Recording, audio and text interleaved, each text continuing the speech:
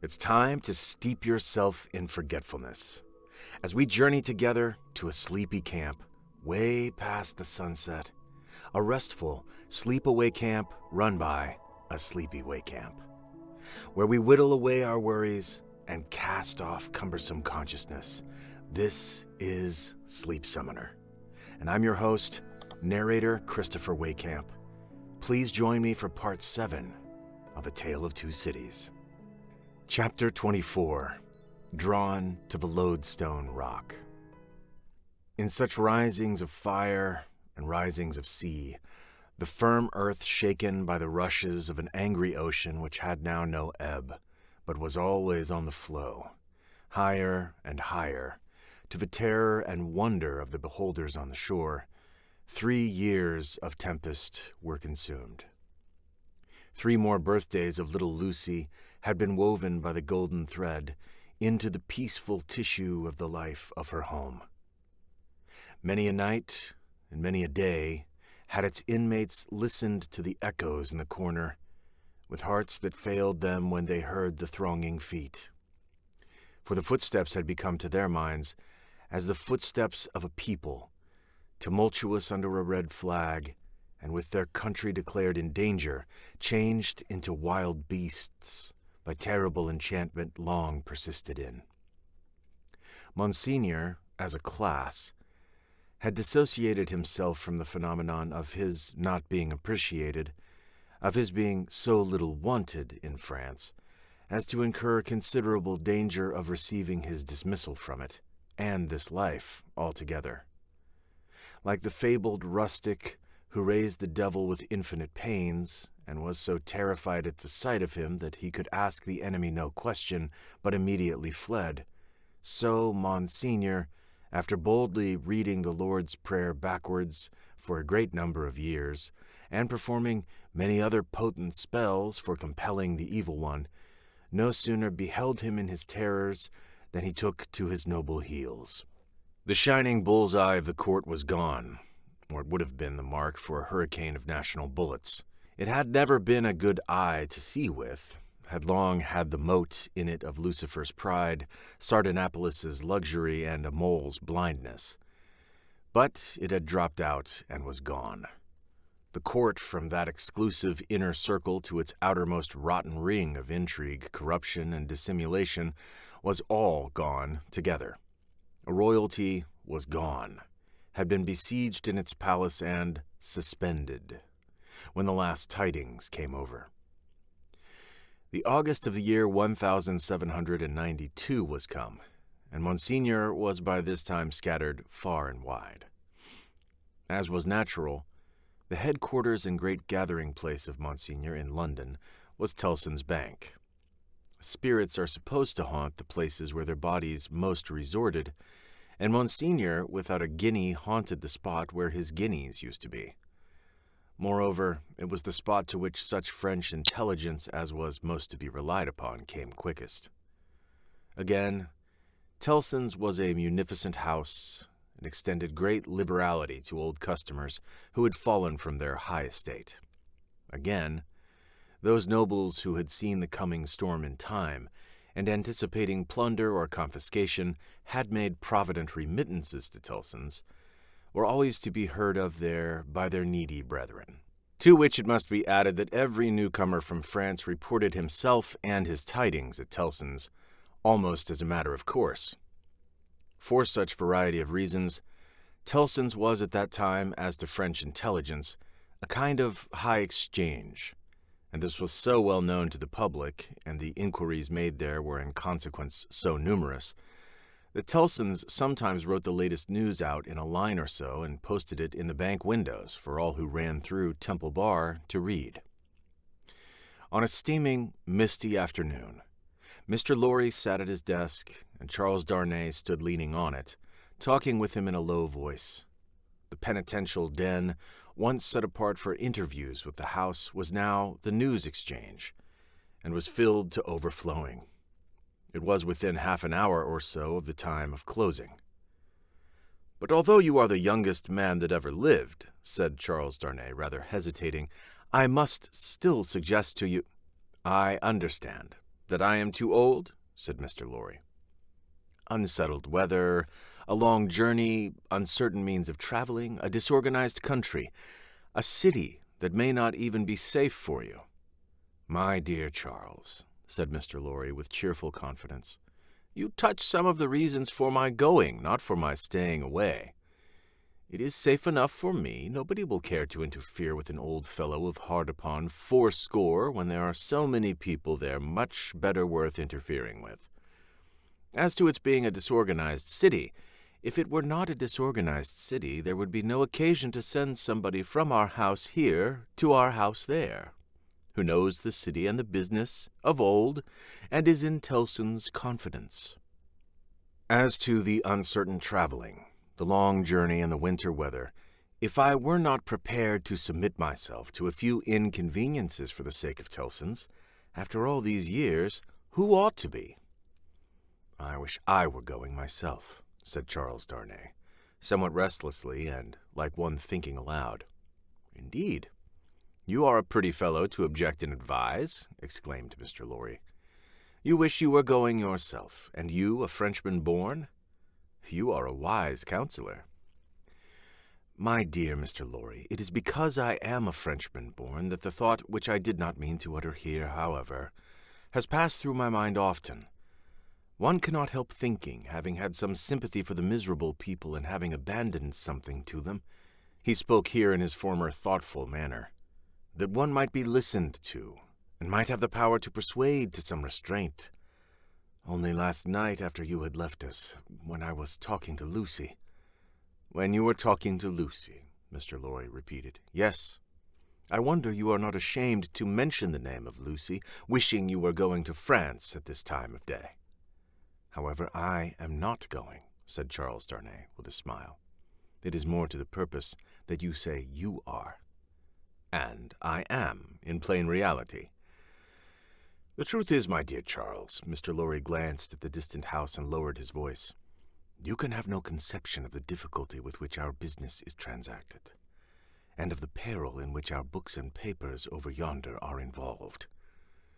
The Lord above knows what the compromising consequences would be to numbers of people if some of our documents were seized or destroyed.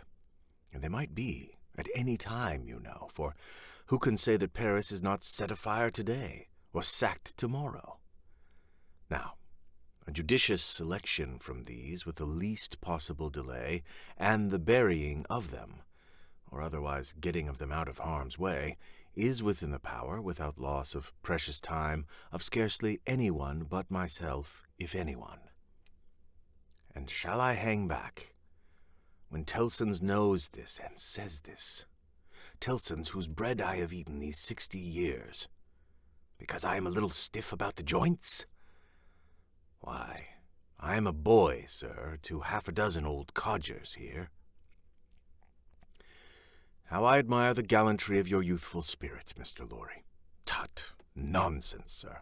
And my dear Charles, said Mr. Lorry, glancing at the house again, you are to remember that getting things out of Paris at this present time, no matter what things, is next to an impossibility.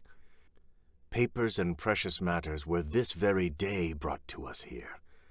I speak in strict confidence. It is not very businesslike to whisper it, even to you. By the strangest bearers you can imagine, every one of whom had his head hanging on by a single hair as he passed the barriers.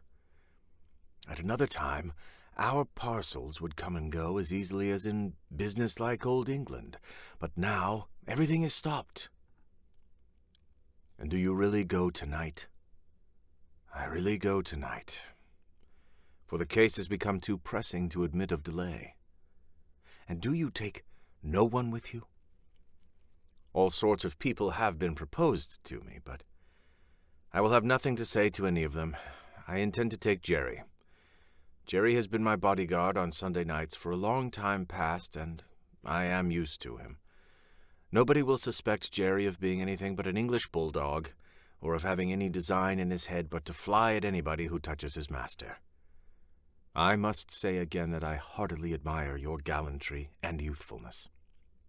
I must say again, nonsense, nonsense. When I have executed this little commission, I shall perhaps accept Tellson's proposal to retire and live at my ease. Time enough then to think about growing old." This dialogue had taken place at Mr. Lorry's usual desk, with Monsignor swarming within a yard or two of it, boastful of what he would do to avenge himself on the rascal people before long. It was too much the way of Monsignor under his reverses as a refugee, and it was much too much the way of native British orthodoxy to talk of this terrible revolution as if it were the only harvest ever known under the skies that had not been sown, as if nothing had ever been done or admitted to be done that had led to it, as if observers of the wretched millions in France and of the misused and perverted resources that should have made them prosperous had not seen it inevitably coming years before, and had not in plain words recorded what they saw. Such vaporing, combined with the extravagant plots of Monsignor for the restoration of a state of things that had utterly exhausted itself, and worn out heaven and earth as well as itself, was hard to be endured without some remonstrance by any sane man who knew the truth. And it was such vaporing all about his ears, like a troublesome confusion of blood in his own head, added to a latent uneasiness in his mind, which had already made Charles Darnay restless, and which still kept him so. Among the talkers was Stryver, of the King's Bench Bar, far on his way to state promotion, and therefore loud on the theme, broaching to Monsignor his devices for blowing the people up and exterminating them from the face of the earth, and doing without them, and for accomplishing many similar objects akin in their nature to the abolition of eagles, by sprinkling salt on the tails of the race. Him Darnay heard with a particular feeling of objection, and Darnay stood divided between going away that he might hear no more, and remaining to interpose his word when the thing that was to be went on to shape itself out. The house approached Mr. Lorry, and laying a soiled and unopened letter before him, asked if he had yet discovered any traces of the person to whom it was addressed. The house laid the letter down so close to Darnay that he saw the direction the more quickly because it was his own right name. The address, turned into English, ran, very pressing, to Monsieur heretofore the Marquis Saint-Evremont of France, confided to the cares of Messrs. Tellson and Co. Bankers, London, England. On the marriage morning, Dr. Manette had made it his one urgent and express request to Charles Darnay that the secret of this name should be, unless he, the doctor, dissolved the obligation, kept inviolate between them. Nobody else knew it to be his name. His own wife had no suspicion of the fact. Mr. Lorry could have none. "No," said Mr. Lorry in reply to the house. "I have referred it, I think, to everybody now here, and no one can tell me where this gentleman is to be found." The hands of the clock verging upon the hour of closing the bank, there was a general set of the current of talkers past Mr. Lorry's desk. He held the letter out inquiringly, and Monsignor looked at it in the person of that plotting and indignant refugee, and this, that, and the other, all had something disparaging to say, in French or in English, concerning the Marquis who was not to be found. Nephew, I believe, but in any case degenerate successor of the polished Marquis who was murdered, said one. Happy to say I never knew him. A craven who abandoned his post, said another. This Monsignor had been got out of Paris, legs uppermost and half suffocated in a load of hay, some years ago. Infected with the new doctrines, said a third, eyeing the direction through his glass in passing. Set himself in opposition to the last Marquis, abandoned the estates when he inherited them, and left them to the ruffian herd. They will recompense him now, I hope, as he deserves. Eh? Cried the blatant Stryver. Did he, though? Is that the sort of fellow? Let us look at his infamous name. Ah, damn the fellow. Darnay, unable to restrain himself any longer, touched Mr. Stryver on the shoulder and said, I know the fellow. Do you, by Jupiter? Said Stryver. I am sorry for it. Why? Why, Mr. Darnay, do you hear what he did? Don't ask why in these times. But I do ask why. Then I tell you again, Mr. Darnay, I am sorry for it. I am sorry to hear you putting any such extraordinary questions. Here is a fellow who, infected by the most pestilent and blasphemous code of devilry that ever was known, abandoned his property to the vilest scum of the earth that ever did murder by wholesale. And you ask me why I am sorry that a man who instructs youth knows him? Well, but I'll answer you. I am sorry because I believe there is contamination in such a scoundrel. That's why. Mindful of the secret, Darnay with great difficulty checked himself and said, "You may not understand the gentleman." "I understand how to put you in a corner, Mr. Darnay," said Bully Stryver, "and I'll do it.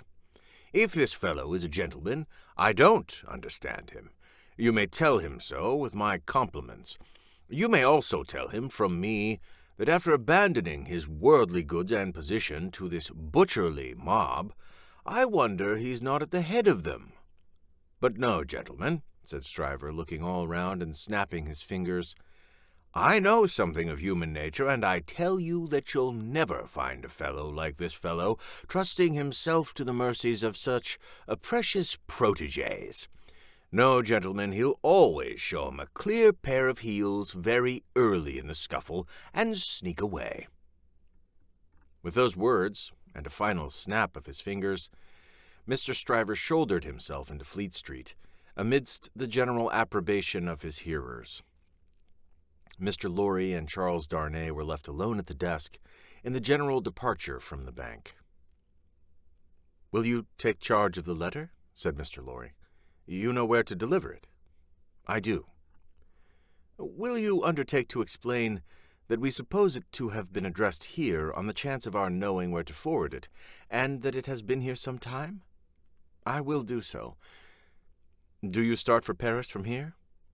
"From here, at 8. I will come back to see you off." Varied ill with himself and with Stryver and most other men, Darnay made the best of his way into the quiet of the temple, opened the letter and read it. These were its contents. "Prison of the Abbey, Paris, June 21st, 1792. Monsieur heretofore the Marquis. After having long been in danger of my life at the hands of the village, I have been seized with great violence and indignity, and brought a long journey on foot to Paris. On the road I have suffered a great deal, nor is that all. My house has been destroyed, razed to the ground. The crime for which I am imprisoned, Monsieur heretofore the Marquis, and for which I shall be summoned before the tribunal and shall lose my life, without your so generous help, is, they tell me, treason against the majesty of the people, in that I have acted against them for an emigrant. It is in vain I represent that I have acted for them and not against, according to your commands. It is in vain I represent that, before the sequestration of emigrant property, I had remitted the imposts they had ceased to pay, that I had collected no rent, that I had had recourse to no process. The only response is that I have acted for an emigrant. And where is that emigrant? Ah, most gracious Monsieur heretofore the Marquis, where is that emigrant? I cry in my sleep, where is he? I demand of heaven, will he not come to deliver me? No answer. Ah, Monsieur heretofore the Marquis, I send my desolate cry across the sea, hoping it may perhaps reach your ears through the great bank of Tilson, known at Paris. For the love of heaven, of justice, of generosity, of the honor of your noble name, I supplicate you, Monsieur heretofore the Marquis, to succor and release me. My fault is that I have been true to you. Oh, Monsieur heretofore the Marquis, I pray you be you true to me. From this prison here of horror, whence I every hour tend nearer and nearer to destruction, I send you, Monsieur heretofore the Marquis, the assurance of my dolorous and unhappy service. Your afflicted, Gabelle. The latent uneasiness in Darnay's mind was roused to vigorous life by this letter. The peril of an old servant, and a good one, whose only crime was fidelity to himself and his family, stared him so reproachfully in the face that as he walked to and fro in the temple, considering what to do, he almost hid his face from the passer-by. He knew very well that in his horror of the deed which had culminated the bad seeds and bad reputation of the old family house, in his resentful suspicions of his uncle, and in the aversion with which his conscience regarded the crumbling fabric that he was supposed to uphold, he had acted imperfectly. He knew very well that in his love for Lucy, his renunciation of his social place, though by no means new to his own mind, had been hurried and incomplete. He knew that he ought to have systematically worked it out and supervised it, and that he had meant to do it, and that it had never been done.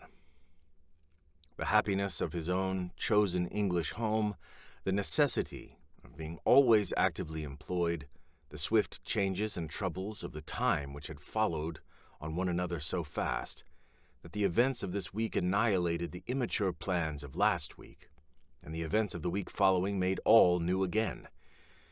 He knew very well that to the force of these circumstances he had yielded. Not without disquiet, but still without continuous and accumulating resistance.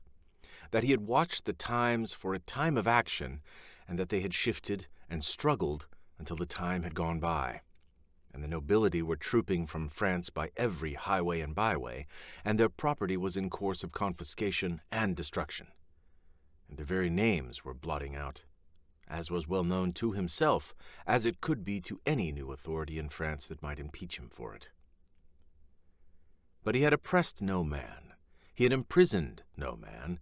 He was so far from having harshly exacted payment for his dues that he had relinquished them of his own will, thrown himself on a world with no favor in it, won his own private place here, and earned his own bread.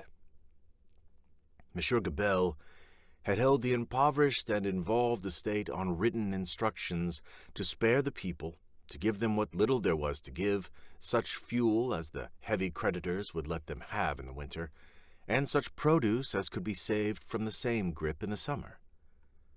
And no doubt he had put the fact in plea and proof for his own safety, so that it could not but appear now. This favored the desperate resolution Charles Darnay had begun to make, that he would go to Paris. Yes, like the mariner in the old story, the winds and streams had driven him within the influence of the Loadstone rock, and it was drawing him to itself, and he must go. Everything that arose before his mind drifted him on, faster and faster, more and more steadily, to the terrible attraction. His latent uneasiness had been that bad aims were being worked out in his own unhappy land by bad instruments, and that he who could not fail to know that he was better than they was not there, trying to do something to stay bloodshed, and assert the claims of mercy and humanity. With this uneasiness half stifled, and half reproaching him, he had been brought to the pointed comparison of himself with the brave old gentleman in whom duty was so strong. Upon that comparison, injurious to himself, had instantly followed the sneers of Monseigneur, which had stung him bitterly, and those of Stryver, which above all were coarse and galling, for old reasons. Upon those had followed Gabelle's letter, the appeal of an innocent prisoner in danger of death to his justice, honor, and good name. His resolution was made. He must go to Paris. Yes, the Loadstone rock was drawing him, and he must sail on until he struck. He knew of no rock, he saw hardly any danger. The intention with which he had done what he had done, even although he had left it incomplete, presented it before him in an aspect that would be gratefully acknowledged in France on his presenting himself to assert it. Then that glorious vision of doing good, which is so often the sanguine mirage of so many good minds, arose before him, and he even saw himself in the illusion with some influence to guide this raging revolution that was running so fearfully wild. As he walked to and fro with his resolution made, he considered that neither Lucy nor her father must know of it until he was gone. Lucy should be spared the pain of separation, and her father, always reluctant to turn his thoughts towards the dangerous ground of old, should come to the knowledge of the step as taken, and not the balance of suspense and doubt. How much of the incompleteness of his situation was referable to her father, through the painful anxiety to avoid reviving old associations of France in his mind, he did not discuss with himself, but that circumstance, too, had had its influence in its course. He walked to and fro, with thoughts very busy, until it was time to return to Tellson's and take leave of Mr. Lorry. As soon as he arrived in Paris, he would present himself to his old friend, but he must say nothing of his intention now. A carriage with post-horses was ready at the bank door, and Jerry was booted and equipped. "I have delivered that letter," said Charles Darnay to Mr. Lorry. "I would not consent to your being charged with any written answer, but perhaps you will take a verbal one?" "That I will, and readily," said Mr. Lorry, "if it is not dangerous." "Not at all, though it is to a prisoner in the Abbey." "What is his name?" said Mr. Lorry, with his open pocket-book in his hand. "Gabelle. Gabelle. And what is the message to the unfortunate Gabelle in prison?" "Simply that he has received the letter and will come." "Any time mentioned?" "He will start upon his journey tomorrow night." "Any person mentioned?" "No." He helped Mr. Lorry to wrap himself in a number of coats and cloaks, and went out with him from the warm atmosphere of the old bank into the misty air of Fleet Street. "My love to Lucy, and to little Lucy," said Mr. Lorry at parting, "and take precious care of them till I come back." Charles Darnay shook his head and doubtfully smiled as the carriage rolled away. That night, it was the 14th of August, he sat up late and wrote 2 fervent letters. One was to Lucy, explaining the strong obligation he was under to go to Paris, and showing her at length the reasons that he had for feeling confident that he could become involved in no personal danger there. The other was to the doctor, confiding Lucy and their dear child to his care, and dwelling on the same topics with the strongest assurances. To both he wrote that he would dispatch letters in proof of his safety immediately after his arrival. It was a hard day, that day of being among them, with the first reservation of their joint lives on his mind. It was a hard matter to preserve the innocent deceit of which they were profoundly unsuspicious. But an affectionate glance at his wife, so happy and busy, made him resolute not to tell her what impended. He had been half moved to do it, so strange it was to him to act in anything without her quiet aid, and the day passed quickly. Early in the evening he embraced her and her scarcely less dear namesake, pretending that he would return by and by. An imaginary engagement took him out, and he had secreted a valise of clothes ready.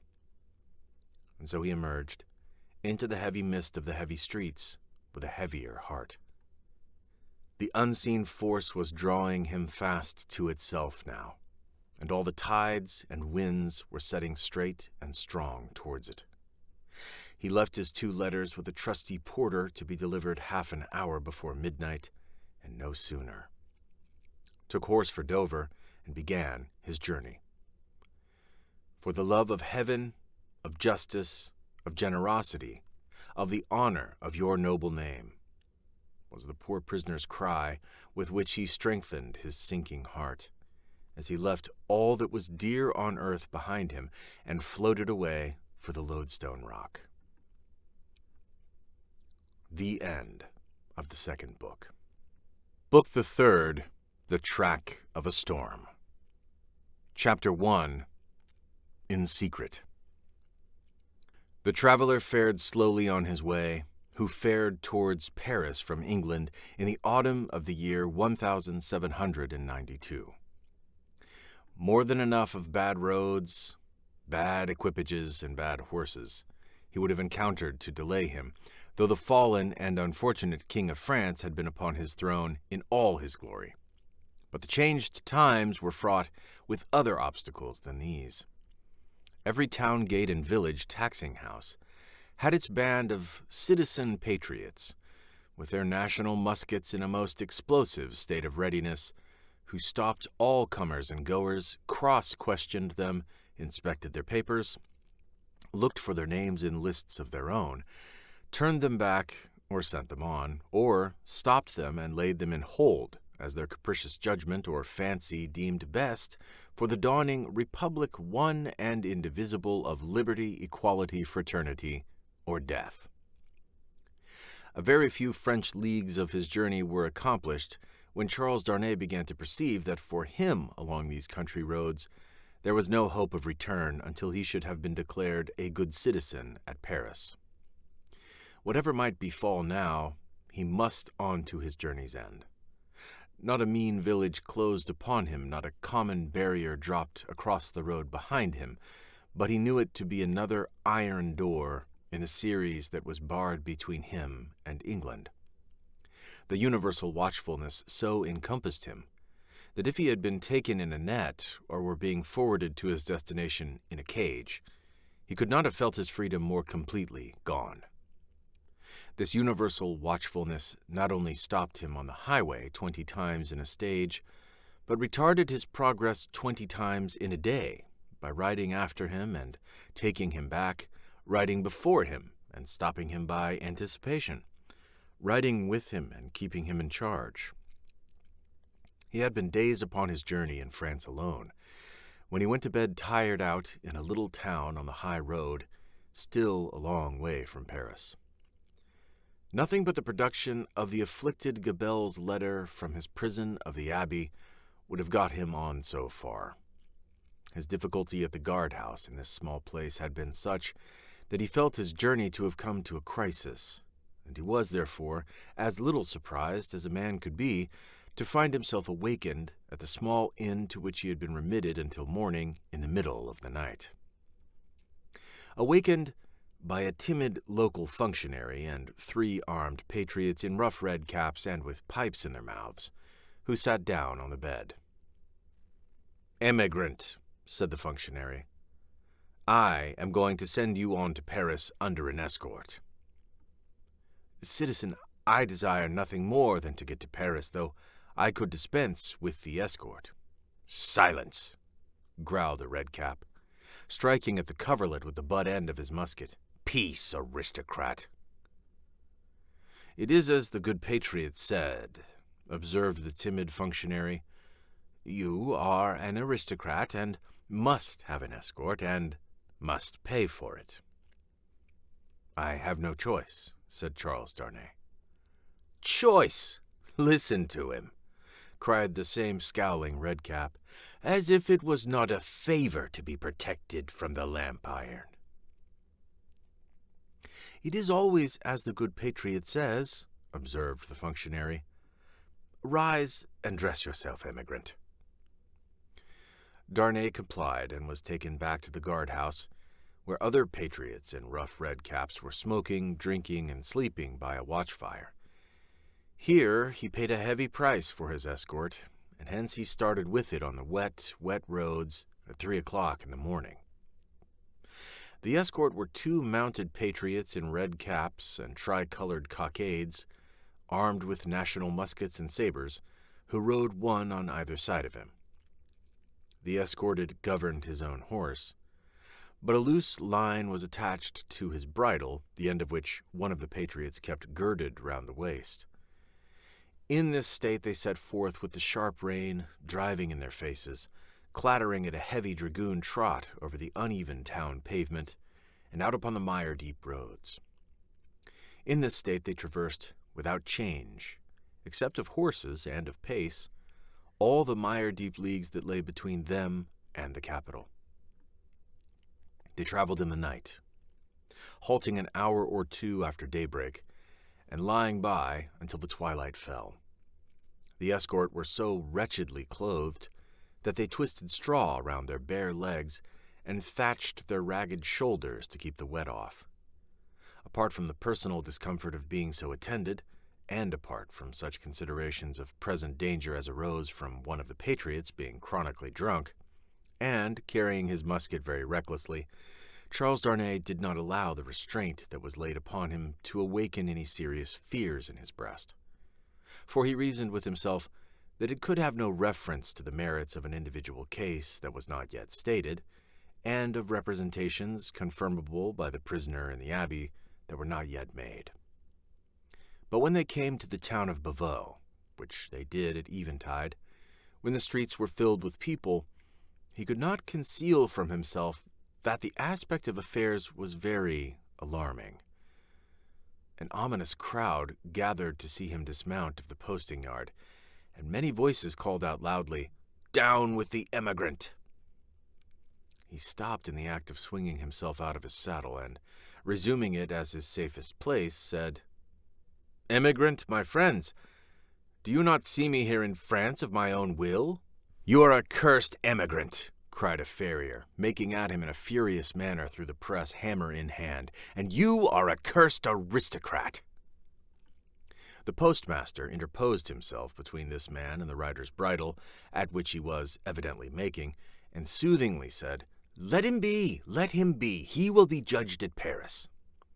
"Judged," repeated the farrier, swinging his hammer.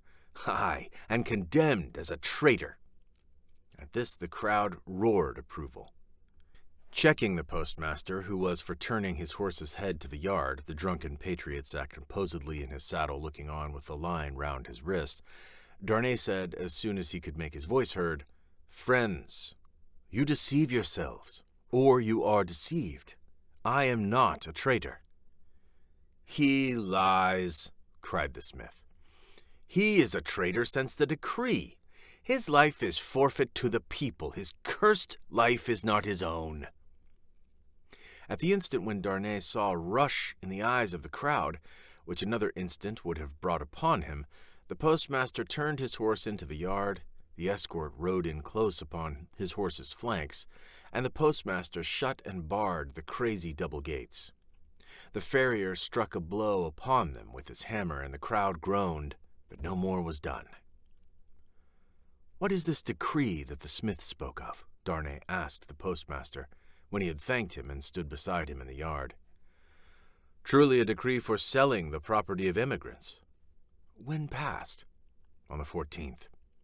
The day I left England." "Everybody says it is but one of several, and that there will be others, if there are not already, banishing all emigrants and condemning all to death who return. That is what he meant when he said your life was not your own." "But there are no such decrees yet." "What do I know?" said the postmaster, shrugging his shoulders. "There may be or there will be. It is all the same. What would you have?" They rested on some straw in a loft until the middle of the night, and then rode forward again when all the town was asleep. Among the many wild changes observable on familiar things, which made this wild ride unreal, not the least was the seeming rarity of sleep. After long and lonely spurring over dreary roads, they would come to a cluster of poor cottages, not steeped in darkness, but all glittering with lights, and would find the people in a ghostly manner in the dead of the night, circling hand in hand round a shriveled tree of liberty, or all drawn up together, singing a liberty song. Happily, however, there was sleep in Beauvais that night to help them out of it, and they passed on once more into solitude and loneliness, jingling through the untimely cold and wet, among impoverished fields that had yielded no fruits of the earth that year, diversified by the blackened remains of burnt houses, and by the sudden emergence from ambuscade and sharp reining up across their way of patriot patrols on the watch on all the roads. Daylight at last found them before the wall of Paris. The barrier was closed and strongly guarded when they rode up to it. "Where are the papers of this prisoner?" demanded a resolute-looking man in authority who was summoned out by the guard. Naturally struck by the disagreeable word, Charles Darnay requested the speaker to take notice that he was a free traveler and French citizen in charge of an escort which the disturbed state of the country had imposed upon him and which he had paid for. "Where," repeated the same personage without taking any heed of him whatever, "are the papers of this prisoner?" The drunken patriot had them in his cap and produced them. Casting his eyes over Gabelle's letter, the same personage in authority showed some disorder and surprise, and looked at Darnay with a close attention. He left escort, and escorted, without saying a word, however, and went into the guard-room. Meanwhile, they sat upon their horses outside the gate. Looking about him while in this state of suspense, Charles Darnay observed that the gate was held by a mixed guard of soldiers and patriots, the latter far outnumbering the former, and that while ingress into the city for peasants' carts bringing in supplies, and for similar traffic and traffickers, was easy enough, egress, even for the homeliest of people, was very difficult. A numerous medley of men and women, not to mention beasts and vehicles of various sorts, was waiting to issue forth. But the previous identification was so strict that they filtered through the barrier very slowly. Some of these people knew their turn for examination to be so far off that they lay down on the ground to sleep or smoke, while others talked together or loitered about. The red cap and tricolor cockade were universal, both among men and women. Where he had sat in his saddle some half hour, taking note of these things, Darnay found himself confronted by the same man in authority, who directed the guard to open the barrier. Then he delivered to the escort, drunk and sober, a receipt for the escorted, and requested him to dismount. He did so, and the two patriots leading his tired horse turned and rode away without entering the city. He accompanied his conductor into a guard-room smelling of common wine and tobacco, where certain soldiers and patriots asleep and awake, drunk and sober, and in various neutral states between sleeping and waking, drunkenness and sobriety, were standing and lying about. The light in the guardhouse, half derived from the waning oil lamps of the night, and half from the overcast day, was in a correspondingly uncertain condition. Some registers were lying open on a desk, and an officer of a coarse, dark aspect presided over these. "Citizen Defarge," said he to Darnay's conductor, as he took a slip of paper to write on, "is this the emigrant Evremond?" "This is the man." "Your age, Evremond?" 37. "Married, Evremond?" "Yes." "Where married?" "In England." "Without doubt. Where is your wife, Evremond?" "In England." "Without doubt." "You are consigned, Evremond, to the prison of La Force." "Just heaven!" exclaimed Darnay. "Under what law and for what offense?" The officer looked up from his slip of paper for a moment. "We have new laws, Evremond, and new offenses since you were here." He said it with a hard smile and went on writing. "I entreat you to observe that I have come here voluntarily, in response to that written appeal of a fellow countryman which lies before you. I demand no more than the opportunity to do so without delay. Is not that my right?" "Emigrants have no rights, Evremond," was the stolid reply. The officer wrote until he had finished, read over to himself what he had written, sanded it, and handed it to Defarge, with the words, "In secret."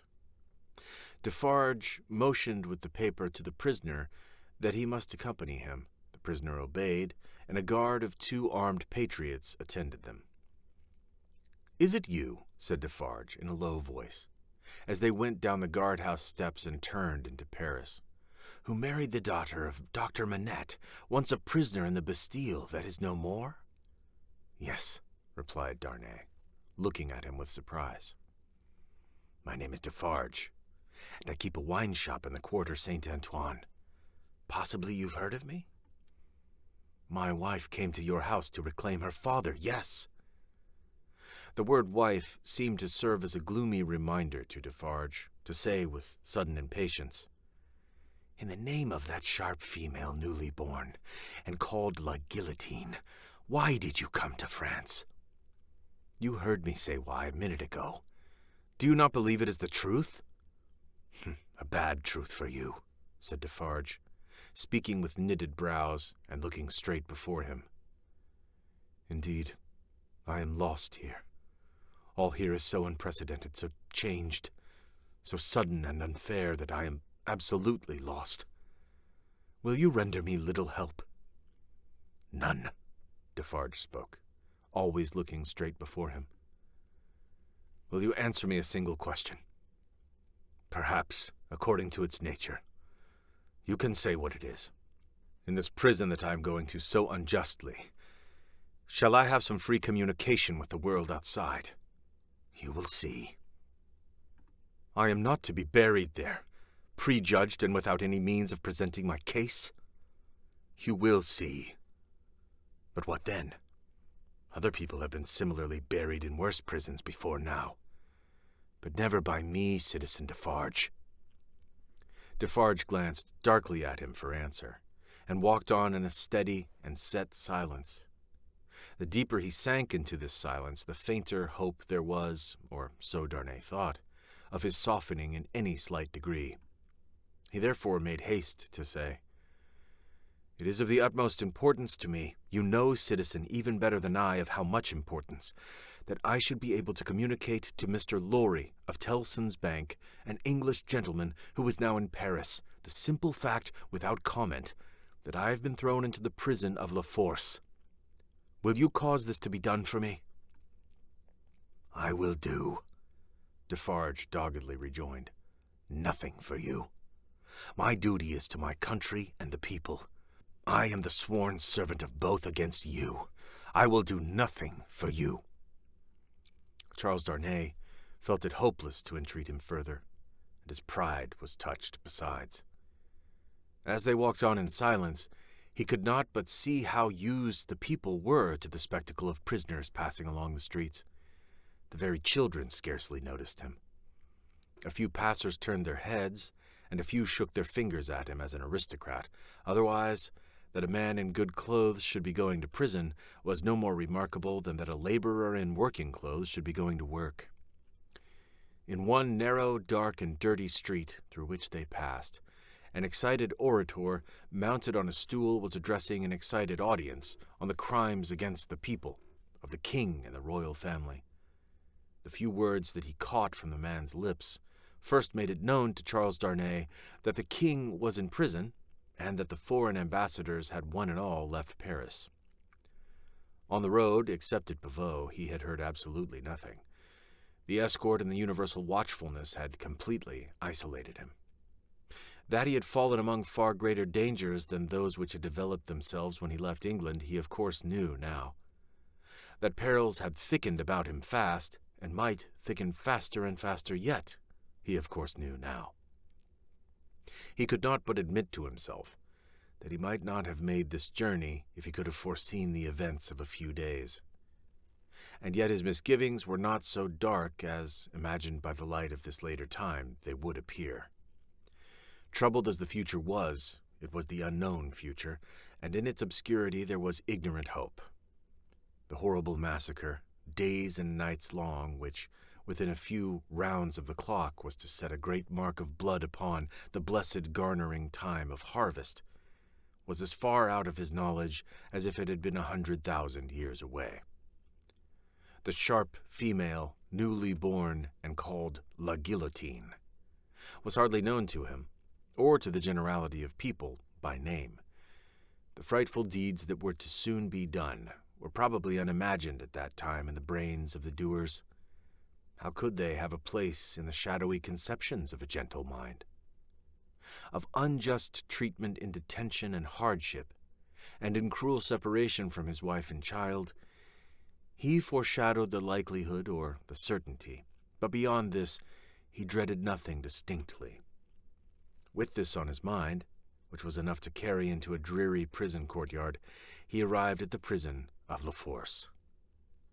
A man with a bloated face opened the strong wicket, to whom Defarge presented the emigrant Evremond. "What the devil, how many more of them?" exclaimed the man with the bloated face. Defarge took his receipt without noticing the exclamation, and withdrew with his two fellow patriots. "What the devil, I say again," exclaimed the jailer, left with his wife. "How many more?" The jailer's wife, being provided with no answer to the question, merely replied, "One must have patience, my dear." 3 turnkeys who entered responsive to a bell she rang echoed the sentiment, and one added, "For the love of liberty," which sounded in that place like an inappropriate conclusion. The prison of La Force was a gloomy prison, dark and filthy, and with a horrible smell of foul sleep in it. Extraordinary how soon the noisome flavor of imprisoned sleep becomes manifest in all such places that are ill cared for. "In secret, too," grumbled the jailer, looking at the written paper, "as if I was not already full to bursting."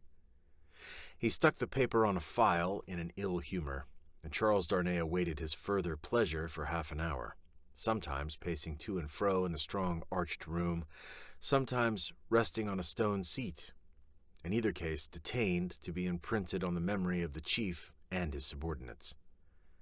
"Come," said the chief at length, taking up his keys. "Come with me, emigrant." Through the dismal prison twilight, his new charge accompanied him by corridor and staircase, many doors clanging and locking behind them, till they came into a large, low, vaulted chamber, crowded with prisoners of both sexes. The women were seated at a long table, reading and writing, knitting, sewing, and embroidering. The men were, for the most part, standing behind their chairs or lingering up and down the room. In the instinctive association of prisoners with shameful crime and disgrace, the newcomer recoiled from this company. But the crowning unreality of his long, unreal ride was their all at once rising to receive him, with every refinement of manner known to the time, and with all the engaging graces and courtesies of life. So strangely clouded were these refinements by the prison manners and gloom, so spectral did they become in the inappropriate squalor and misery through which they were seen, that Charles Darnay seemed to stand in a company of the dead. Ghosts, all.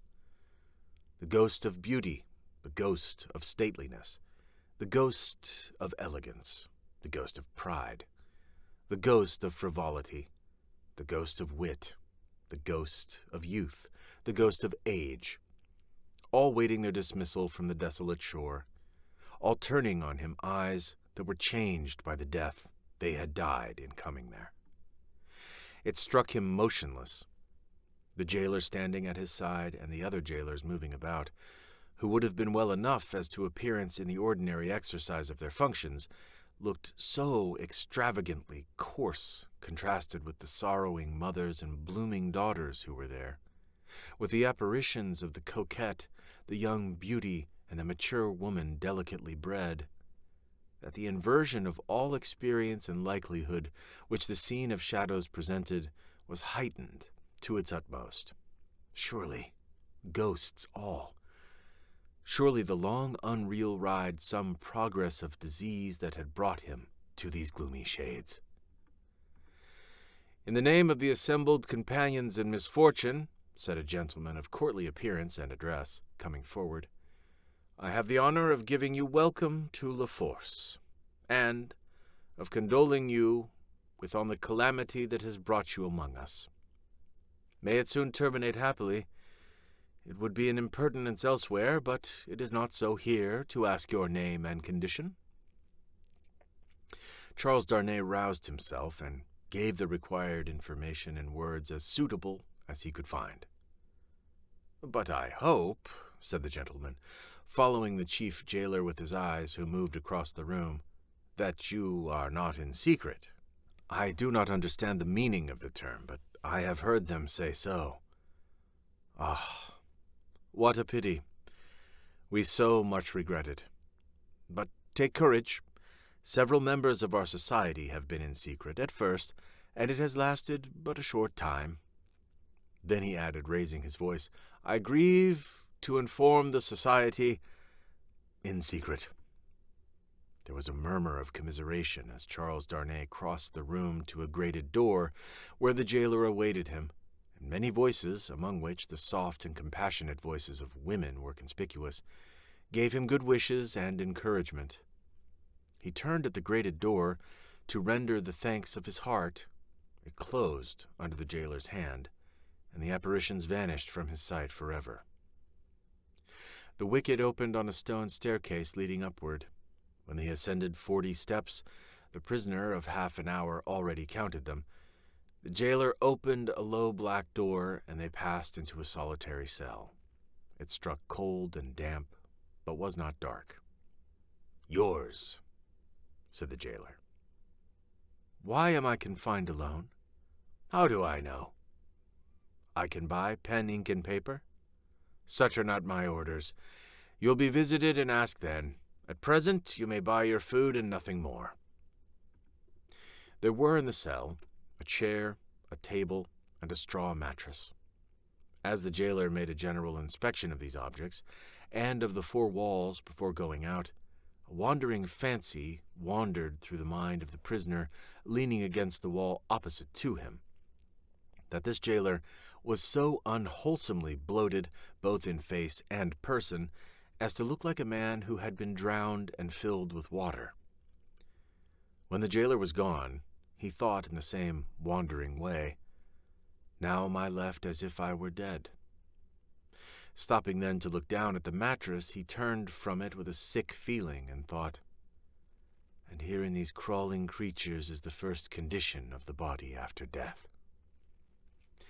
5 paces by 4.5, 5 paces by 4.5, 5 paces by 4.5. The prisoner walked to and fro in his cell, counting its measurement, and the roar of the city arose like muffled drums, with a wild swell of voices added to them.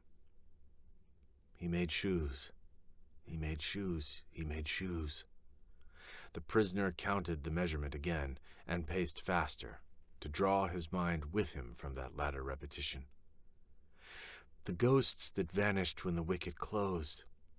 There was one among them, the appearance of a lady dressed in black, who was leaning in the embrasure of a window, and she had a light shining upon her golden hair, and she looked like... "Let us ride on again, for God's sake, through the illuminated villages, with the people all awake." He made shoes, he made shoes, he made shoes. 5 paces by 4.5. With such scraps tossing and rolling upward from the depths of his mind, the prisoner walked faster and faster, obstinately counting and counting, and the roar of the city changed to this extent, that it still rolled in like muffled drums, but with the wail of voices that he knew, in the swell that rose above them. Chapter 2. The Grindstone. Tellson's Bank, established in the Saint-Germain quarter of Paris, was in a wing of a large house, approached by a courtyard and shut off from the street by a high wall and a strong gate. The house belonged to a great nobleman, who had lived in it until he made a flight from the troubles in his own cook's dress and got across the borders. A mere beast of the chase flying from hunters, he was still in his metempsychosis no other than the same Monsignor, the preparation of whose chocolate, for whose lips, had once occupied 3 strong men besides the cook in question. Monsignor gone, and the 3 strong men absolving themselves from the sin of having drawn his high wages by being more than ready and willing to cut his throat on the altar of the dawning republic, one and indivisible, for liberty, equality, fraternity, or death, Monsignor's house had been first sequestered and then confiscated.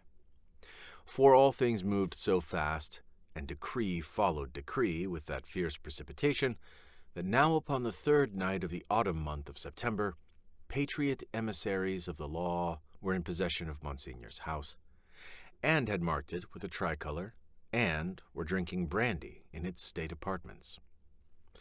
A place of business in London like Tellson's place of business in Paris would soon have driven the house out of its mind and into the Gazette. For what would stead British responsibility and respectability have said to orange trees in boxes in a bank courtyard, and even to a Cupid over the counter? Yet such things were. Tellson's had whitewashed the Cupid, but he was still to be seen on the ceiling, in the coolest linen, aiming, as he very often does, at money from morning to night. Bankruptcy must inevitably have come of this young pagan in Lombard Street, London, and also of a curtained alcove in the rear of the immortal boy, and also of a looking-glass let into the wall, and also of clerks, not at all old, who danced in public on the slightest provocation. Yet a French Tellson's could get on with these things exceedingly well, and as long as the times held together, no man had taken fright at them and drawn out all his money. What money would be drawn out of Tellson's henceforth, and what would lie there, lost and forgotten, what plate and jewels would tarnish in Tellson's hiding-places, while the depositors rusted in prison, and when they should have violently perished, how many accounts with Tellson's never to be balanced in this world must be carried over into the next, no man could have said. That night any more than Mr. Jarvis Lorry could, though he thought heavily of these questions. He sat by a newly lighted wood fire. The blighted and unfruitful year was prematurely cold, and on his honest and courageous face there was a deeper shade than the pendant lamp could throw, or any object in the room distortedly reflect, a shade of horror. He occupied rooms in the bank, in his fidelity to the house of which he had grown to be a part, like strong root ivy.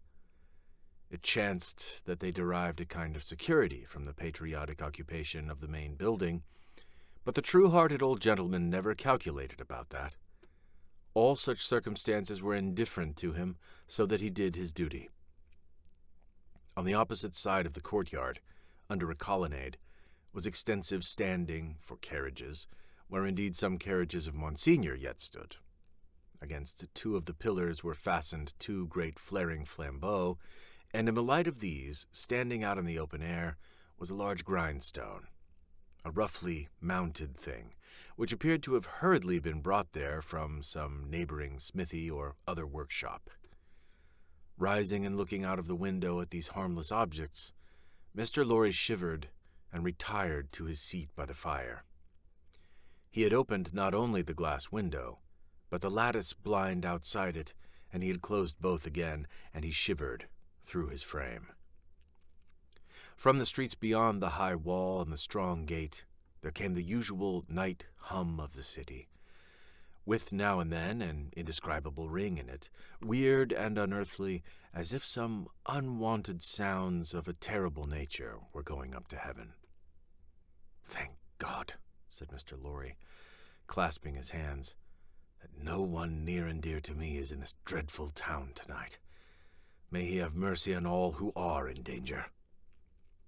Soon afterwards the bell at the great gate sounded, and he thought, "They have come back," and sat listening, but there was no loud eruption into the courtyard, as he had expected, and he heard the gate clash again, and all was quiet. The nervousness and dread that were upon him inspired that vague uneasiness respecting the bank, which a great change would naturally awaken with such feelings roused. It was well guarded, and he got up to go among the trusty people who were watching it, when his door suddenly opened, and two figures rushed in, at sight of which he fell back in amazement. Lucy and her father.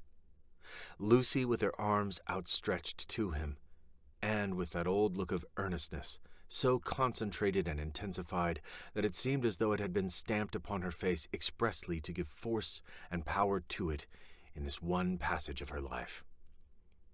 "What is this?" cried Mr. Lorry, breathless and confused. "What is the matter? Lucy, Manette, what has happened? What has brought you here? What is it?" With the look fixed upon him, in her paleness and wildness, she panted out in his arms imploringly, "Oh, my dear friend, my husband." "Your husband, Lucy? Charles? What of Charles?" "Here." "Here? In Paris?" "He has been here some days. 3 or 4, I don't know how many. I can't collect my thoughts. An errand of generosity brought him here, unknown to us. He was stopped at the barrier and sent to prison." The old man uttered an irrepressible cry. Almost at the same moment the bell of the great gate rang again, and a loud noise of feet and voices came pouring into the courtyard. "What is that noise?" said the doctor, turning towards the window. "Don't look," cried Mr. Lorry. "Don't look out. Manette, for your life, don't touch the blind." The doctor turned, with his hand upon the fastening of the window, and said, with a cool, bold smile, "My dear friend, I have a charmed life in this city. I have been a Bastille prisoner. There is no patriot in Paris, in France, who, knowing me to have been a prisoner in the Bastille, would touch me, except to overwhelm me with embraces or carry me in triumph. My old pain has given me a power that has brought us through the barrier, and gained us news of Charles there, and brought us here. I knew it would be so. I knew I could help Charles out of all danger. I told Lucy so. What is that noise?" His hand was again upon the window. "Don't look!" cried Mr. Lorry, absolutely desperate. "No, Lucy, my dear, not you." He got his arm round her and held her. "Don't be terrified, my love. I solemnly swear to you that I know of no harm having happened to Charles, that I had no suspicion even of his being in this fatal place. What prison is he in?" "La Force. La Force. Lucy, my child, if ever you were brave and serviceable in your life, and you were always both, you will compose yourself now to do exactly as I bid you, for more depends upon it than you can think or I can say. There is no help for you in any action on your part tonight. You cannot possibly stir out. I say this because what I must bid you to do for Charles's sake is the hardest thing to do for all. You must instantly be obedient, still, and quiet. You must let me put you in a room at the back here. You must leave your father and me alone for 2 minutes, and as there are life and death in the world, you must not delay." "I will be submissive to you. I see in your face that you know I can do nothing else than this. I know you are true." The old man kissed her and hurried her into his room and turned the key. Then came hurrying back to the doctor and opened the window and partly opened the blind, and put his hand upon the doctor's arm and looked out with him into the courtyard. Looked out upon a throng of men and women, not enough in number or near enough to fill the courtyard, not more than 40 or 50 in all. The people in possession of the house had let them in at the gate, and they had rushed into work at the Grindstone. It had evidently been set up there for their purpose as in a convenient and retired spot. But such awful workers, and such awful work. The Grindstone had a double handle, and turning at it madly were 2 men, whose faces, as their long hair flapped back when the whirlings of the Grindstone brought their faces up, were more horrible and cruel than the visages of the wildest savages in their most barbarous disguise. False eyebrows and false mustaches were stuck upon them, and their hideous countenances were all bloody and sweaty, and all awry with howling, and all staring and glaring with beastly excitement and want of sleep. As these ruffians turned and turned, their matted locks now flung forward over their eyes, now flung backward over their necks, some women held wine to their mouths that they might drink, and what with dropping blood, and what with dropping wine, and what with the stream of sparks struck out of the stone, all their wicked atmosphere seemed gore and fire. The eye could not detect one creature in the group free from the smear of blood. Shouldering one another to get next at the sharpening stone were men stripped to the waist, with the stain all over their limbs and bodies, men in all sorts of rags with the stain upon those rags, men devilishly set off with spoils of women's lace and silk and ribbon, with the stain of dyeing those trifles through and through, hatchets, knives, bayonets, swords, all brought to be sharpened, were all read with it. Some of the hacked swords were tied to the wrists of those who carried them, with strips of linen and fragments of dress, ligatures various in kind, but all deep of the one color. And as the frantic wielders of these weapons snatched them from the stream of sparks and tore away into the streets, the same red hue was red in their frenzied eyes which any unbrutalized beholder would have given 20 years of life to petrify with a well-directed gun. All this was seen in a moment as the vision of a drowning man, or of any human creature at any very great pass could see a world if it were there. They drew back from the window, and the doctor looked for explanation in his friend's ashy face. "They are," Mr. Lorry whispered the words, glancing fearfully round at the locked room. "Murdering the prisoners. If you are sure of what you say, if you really have the power you think you have, as I believe you have, make yourself known to these devils and get taken to La Force. It may be too late, I don't know, but let it not be a minute later." Dr. Manette pressed his hand, hastened, bareheaded, out of the room, and was in the courtyard when Mr. Lorry regained the blind.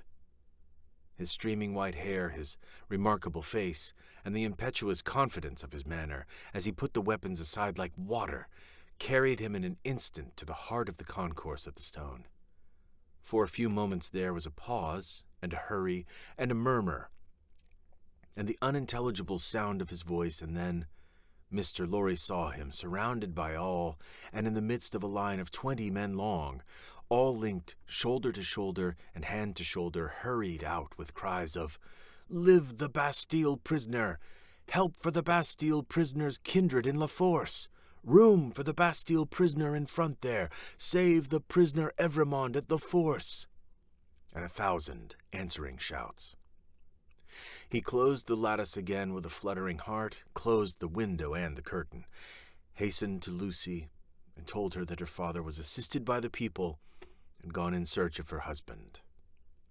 He found her child and Miss Pross with her, but it never occurred to him to be surprised by their appearance until a long time afterward, when he sat watching them in such quiet as the night knew.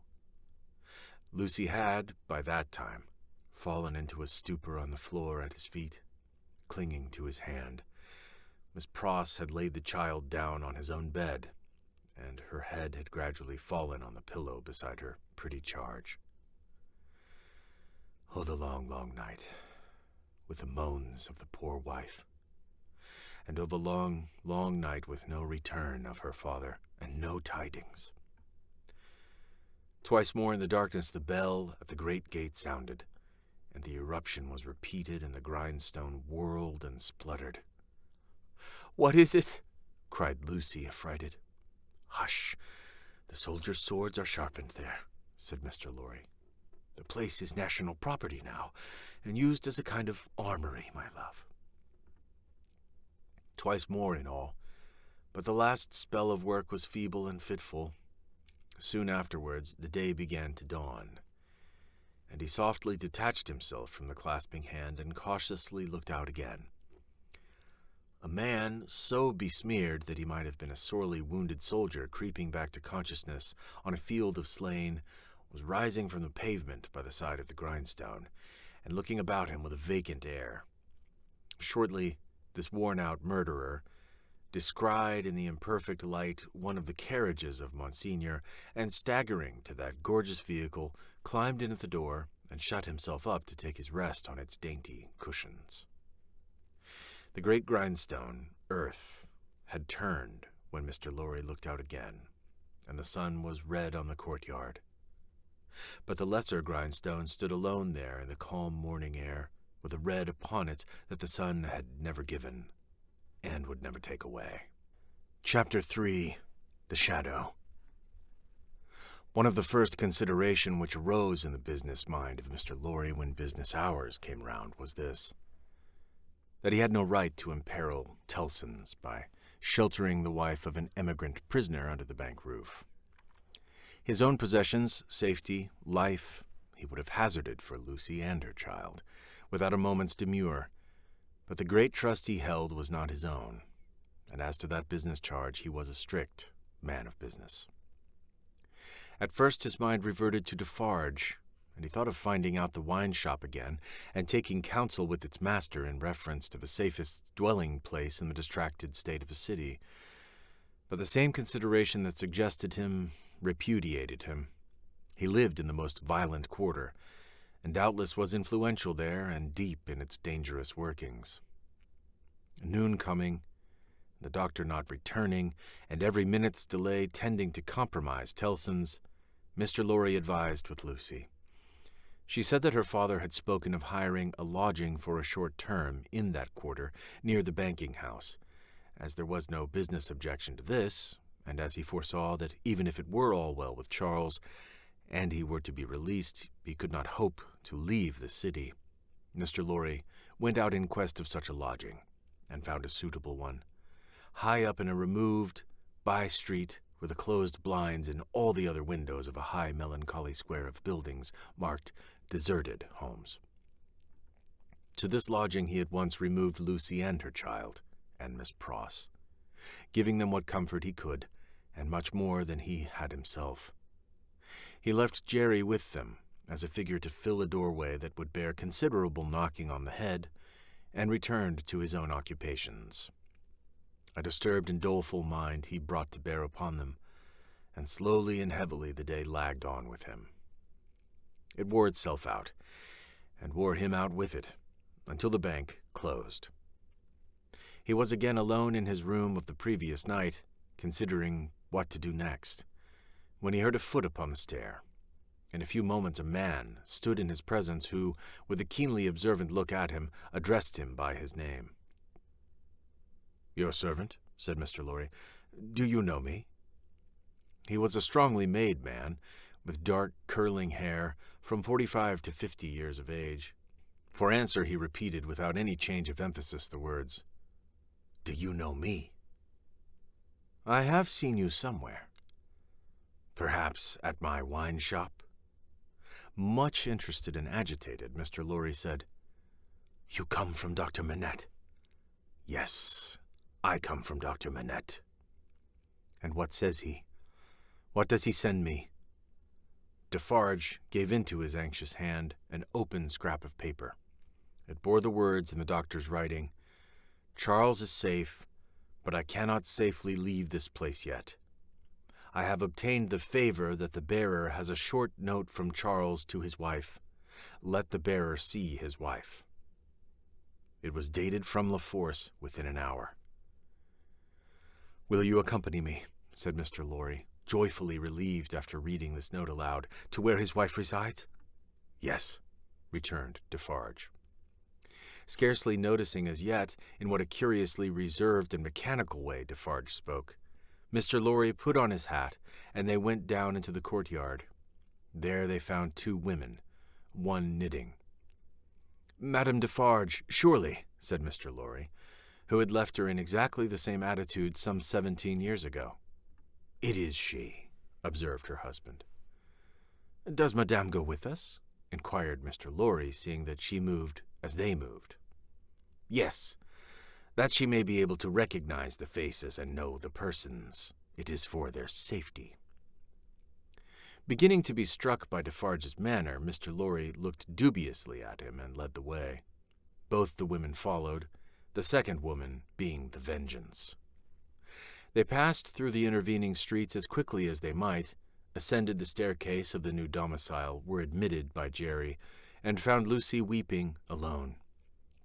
She was thrown into a transport by the tidings Mr. Lorry gave her of her husband, and clasped the hand that delivered his note, little thinking what it had been doing near him in the night, and might, but for a chance, have done to him. "Dearest, take courage. I am well, and your father has influence around me. You cannot answer this. Kiss our child for me." That was all the writing. It was so much, however, to her who received it, that she turned from Defarge to his wife and kissed one of the hands that knitted. It was a passionate, loving, thankful, womanly action, but the hand made no response, dropped, cold and heavy, and took to its knitting again.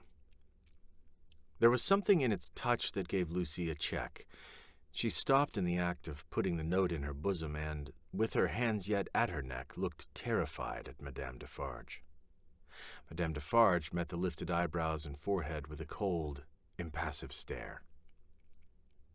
"My dear," said Mr. Lorry, striking in to explain, "there are frequent risings in the streets, and although it is not likely they will ever trouble you, Madame Defarge wishes to see those whom she has the power to protect at such times, to the end that she may know them, that she may identify them, I believe," said Mr. Lorry, rather halting in his reassuring words as the stony manner of all the three impressed itself upon him more and more. "I state the case, Citizen Defarge?" Defarge looked gloomily at his wife, and gave no answer other than gruff sounds of acquiescence. "You had better, Lucy," said Mr. Lorry, doing all he could to propitiate by tone and manner, "have the dear child here, and our good Pross, Defarge, is an English lady and knows no French." The lady in question, whose rooted conviction that she was more than a match for any foreigner, was not to be shaken by distress and danger, appeared with folded arms, and observed in English to the Vengeance, whom her eyes first encountered, "Well, I am sure, bold face, I hope you are pretty well." She also bestowed a British cough on Madame Defarge, but neither of the two took much heed of her. "Is that his child?" said Madame Defarge, stopping in her work for the first time, and pointing her knitting needle at little Lucy as if it were the finger of fate. "Yes, madam," answered Mr. Lorry. "This is our poor prisoner's darling daughter and only child." The shadow, attendant on Madame Defarge and her party, seemed to fall so threatening and dark on the child that her mother instinctively kneeled on the ground beside her and held her to her breast. The shadow attendant on Madame Defarge and her party seemed then to fall, threatening and dark, on both the mother and the child. "It is enough, my husband," said Madame Defarge. "I have seen them. We may go." But the suppressed manner had enough menace of it, not visible and presented, but indistinct and withheld, to alarm Lucy into saying, as she laid her appealing hand on Madame Defarge's dress, "You will be good to my poor husband. You will do him no harm. You will help me to see him if you can." "Your husband is not my business here," returned Madame Defarge, looking down at her with perfect composure. "It is the daughter of your father who is my business here." "For my sake, then, be merciful to my husband, for my child's sake. She will put her hands together and pray you to be merciful. We are more afraid of you than of these others." Madame Defarge received it as a compliment, and looked at her husband, Defarge, who had been uneasily biting his thumbnail and looking at her, collected his face into a sterner expression. "What is it that your husband says in that little letter?" asked Madame Defarge, with a lowering smile. "Influence, he says. Something touching influence?" "That my father," said Lucy, hurriedly taking the paper from her breast, but with her alarmed eyes on her questioner and not on it, "has much influence around him." "Surely it will release him," said Madame Defarge. "Let it do so." "As a wife and mother," cried Lucy, most earnestly, "I implore you to have pity on me, and not to exercise any power that you possess against my innocent husband, but to use it in his behalf. Oh, sister woman, think of me, as a wife and mother." Madame Defarge looked coldly as ever at the suppliant, and said, turning to her friend the Vengeance, "The wives and mothers we have been used to see since we were as little as this child, and much less, have not been greatly considered. We have known their husbands and fathers laid in prison and kept from them often enough. All our lives we have seen our sister women suffer, in themselves and in their children, poverty, nakedness, hunger, thirst, sickness, misery, oppression, and neglect of all kinds. We have seen nothing else, returned the Vengeance. We have borne this a long time, said Madame Defarge, turning her eyes again upon Lucy. Judge you, is it likely that the trouble of one wife and mother would be much to us now? She resumed her knitting and went out. The Vengeance followed. Defarge went last and closed the door.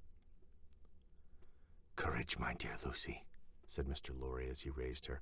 Courage, courage. So far all goes well with us, much, much better than it has of late gone with many poor souls. Cheer up and have a thankful heart. I am not thankless, I hope, but that dreadful woman seems to throw a shadow on me and on all my hopes, said Mr. Lorry. What is this despondency in the brave little breast? A shadow indeed, no substance in it, Lucy. But the shadow of the manner of these Defarges was dark upon himself, for all that, and in his secret mind it troubled him greatly. Chapter 4. Calm in the Storm. Dr. Manette did not return until the morning of the 4th day of his absence. So much of what had happened in that dreadful time as could be kept from the knowledge of Lucy was so well concealed from her that not until long afterwards, when France and she were far apart, did she know that 1,100 defenseless prisoners of both sexes and all ages had been killed by the populace.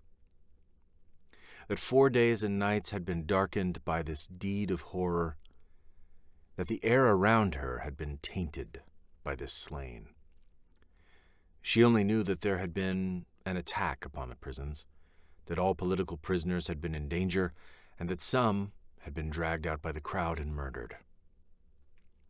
To Mr. Lorry the doctor communicated under an injunction of secrecy, on which he had no need to dwell, that the crowd had taken him through a scene of carriage to the prison of La Force, that in the prison he had found a self-appointed tribunal sitting, before which the prisoners were brought singly, and by which they were rapidly ordered to be put forth to be massacred, or to be released, or, in a few cases, to be sent back to their cells.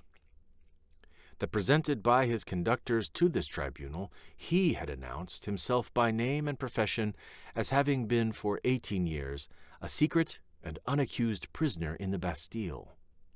That one of the body so sitting in judgment had risen and identified him, and that this man was Defarge. That hereupon he had ascertained, through the registers on the table, that his son-in-law was among the living prisoners, and had pleaded hard to the tribunal, of whom some members were asleep and some awake, some dirty with murder and some clean, some sober and some not, for his life and liberty. That in the first frantic greetings lavished on himself as a notable sufferer under the overthrown system, it had been accorded to him to have Charles Darnay brought before the lawless court and examined. That he seemed on the point of being at once released, when the tide in his favor met with some unexplained check, not intelligible to the doctor, which led to a few words of secret conference. That the man sitting as president had then informed Dr. Manette that the prisoner must remain in custody, but should, for his sake, be held inviolate in safe custody. That immediately on a signal the prisoner was removed to the interior of the prison again, but that he, the doctor, had then so strongly pleaded for permission to remain and assure himself that his son-in-law was, through no malice or mischance, delivered to the concourse whose murderous yells outside the gate had often drowned the proceedings, that he had obtained the permission and had remained in that hall of blood until the danger was over. The sights he had seen there, with brief snatches of food and sleep by intervals, shall remain untold. The mad joy over the prisoners who were saved had astounded him, scarcely less than the mad ferocity against those who were cut to pieces. One prisoner there was, he said, who had been discharged into the street free, but at whom a mistaken savage had thrust a pike as he passed out. Being besought to go to him and dress the wound, the doctor had passed out at the same gate and had found him in the arms of a company of Samaritans, who were seated on the bodies of their victims.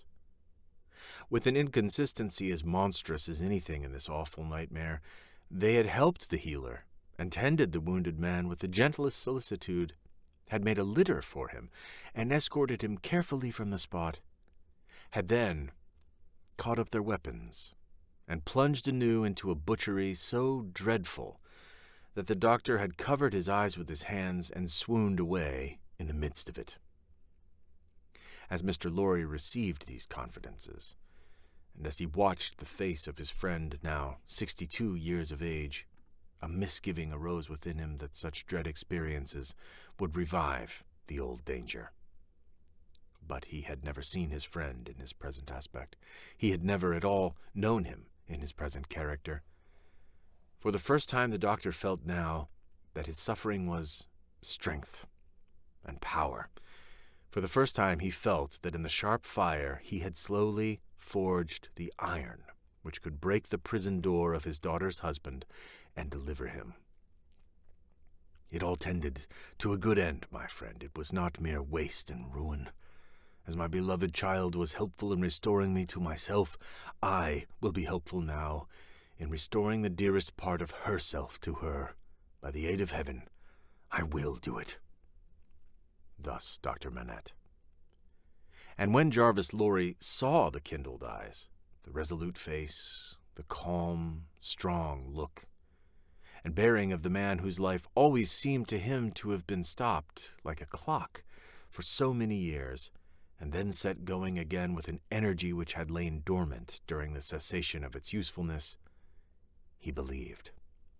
Greater things than the doctor had at that time to contend with would have yielded before his persevering purpose.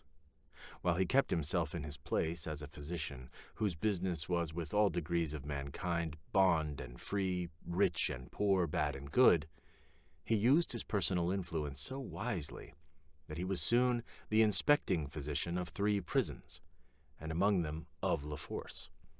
He could now assure Lucy that her husband was no longer confined alone, but was mixed with the general body of prisoners. He saw her husband weekly, and brought sweet messages to her straight from his lips. Sometimes her husband himself sent a letter to her, though never by the doctor's hand, but she was not permitted to write to him, for among the many wild suspicions of plots in the prisons, the wildest of all pointed at emigrants who were known to have made friends or permanent connections abroad. This new life of the doctor's was an anxious life, no doubt. Still the sagacious Mr. Lorry saw that there was a new sustaining pride in it. Nothing unbecoming tinged the pride. It was a natural and worthy one, but he observed it as a curiosity. The doctor knew that up to that time his imprisonment had been associated in the minds of his daughter and his friend with his personal affliction, deprivation, and weakness. Now that this was changed, and he knew himself to be invested through that old trial with forces to which they both looked for Charles's ultimate safety and deliverance, he became so far exalted by the change that he took the lead and direction and required them as the weak to trust to him as the strong.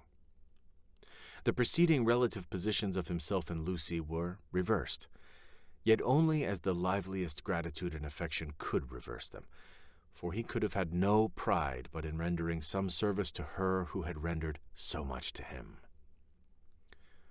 All curious to see, thought Mr. Lorry in his amiably shrewd way, but all natural and right.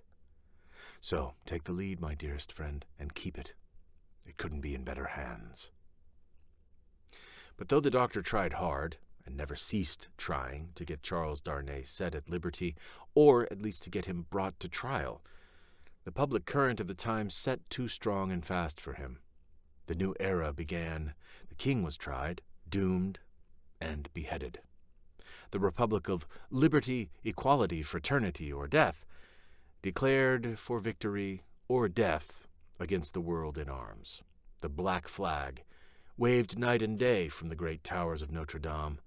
300,000 men, summoned to rise against the tyrants of the earth, rose from all the varying soils of France, as if the dragon's teeth had been sown broadcast, and had yielded fruit equally on hill and plain, on rock and gravel and alluvial mud, under the bright sky of the south and under the clouds of the north, in fell and forest, in the vineyards and the olive grounds, and among the cropped grass and the stubble of the corn, along the fruitful banks of the broad rivers, and in the sand of the seashore.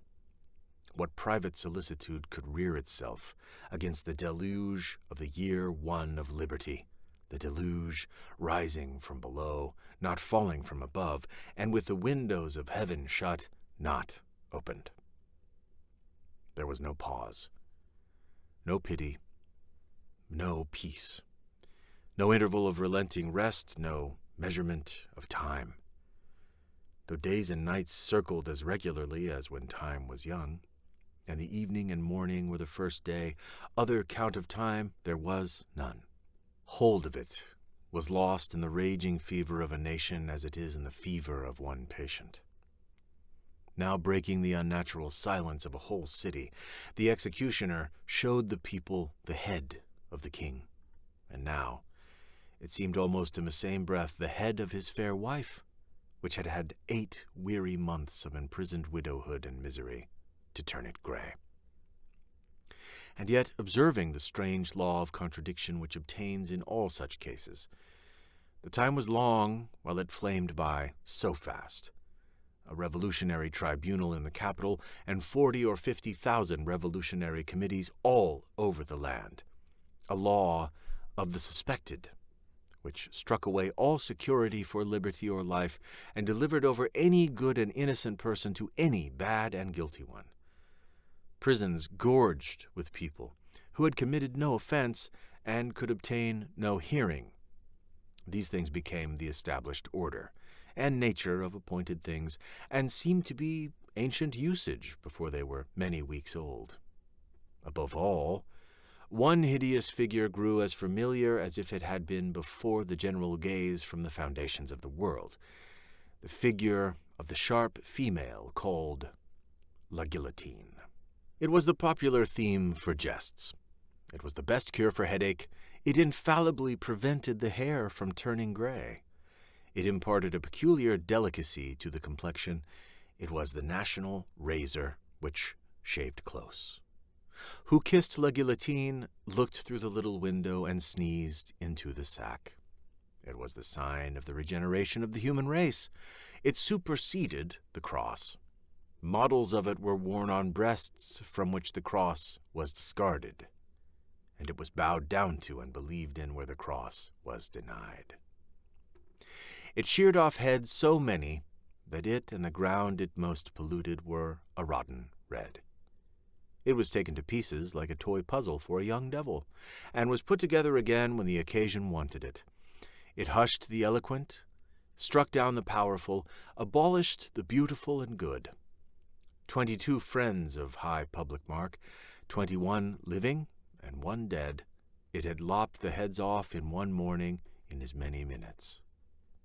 The name of the strong man of old Scripture had descended to the chief functionary who worked it.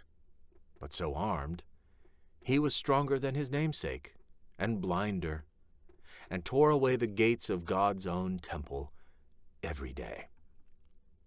Among these terrors, and the brood belonging to them, the doctor walked with a steady head, confident in his power, cautiously persistent in his end, never doubting that he would save Lucy's husband at last.